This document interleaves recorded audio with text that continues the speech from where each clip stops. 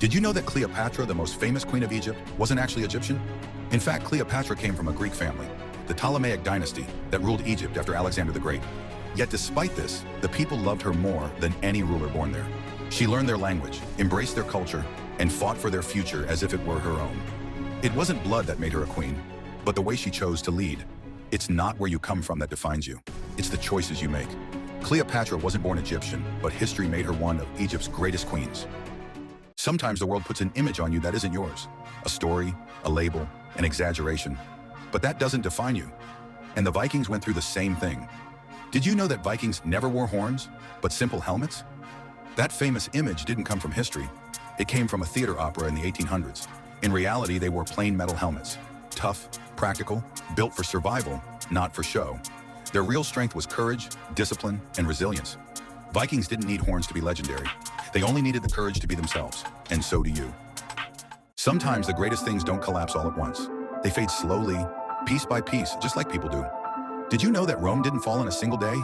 The empire that once ruled the world broke down gradually, through exhaustion, inner conflict, and repeated wrong choices over many years. It wasn't one moment that destroyed Rome, but thousands of small moments ignored. Life works the same way. It's not one failure that defeats you, but giving up a little every day. It's not one mistake that defines you, but how you rise after it. Rome fell slowly, and in the same way, a person can rise slowly too. Don't fear small steps. They're the ones that build you, or break you, if you stop taking them. Did you know that Rome didn't fall in a single day?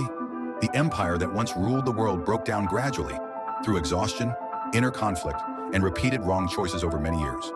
It wasn't one moment that destroyed Rome, but thousands of small moments ignored.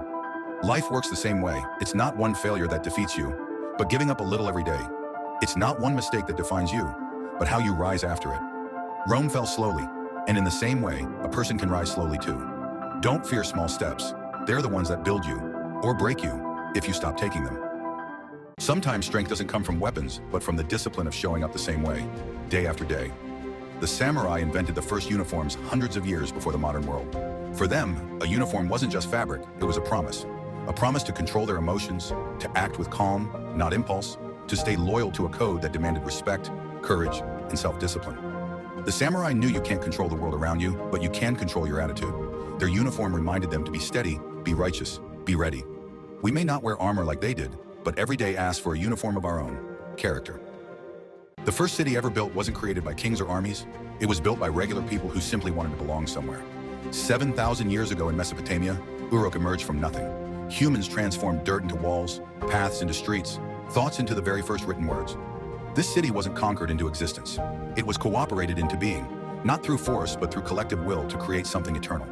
Uruk wasn't flawless, but it proved something profound. When humans unite, impossibility dissolves. That ancient lesson still echoes today. Beginnings don't matter. The courage to begin does. Every city, every dream, every revolution starts identically. One person saying, let's build. And suddenly the world shifts. The pyramids were never the yellow you see today, that 4,500 years ago. They shone like mirrors under the sun. They were covered in perfectly polished white limestone blocks, so bright you could see them from dozens of kilometers away. By day they sparkled like gold, and at night they looked as if they were made of silver. But earthquakes and the weight of centuries broke everything. Shine was lost. Only the heavy core blocks remained. But the pyramids lost their brightness, not their greatness, and the same is true for people. Life steals your certainty, takes away your surface shine, but your core stays. The pyramids no longer glitter, yet they're still one of the greatest wonders of the world. And so are you. You don't need shine to be great.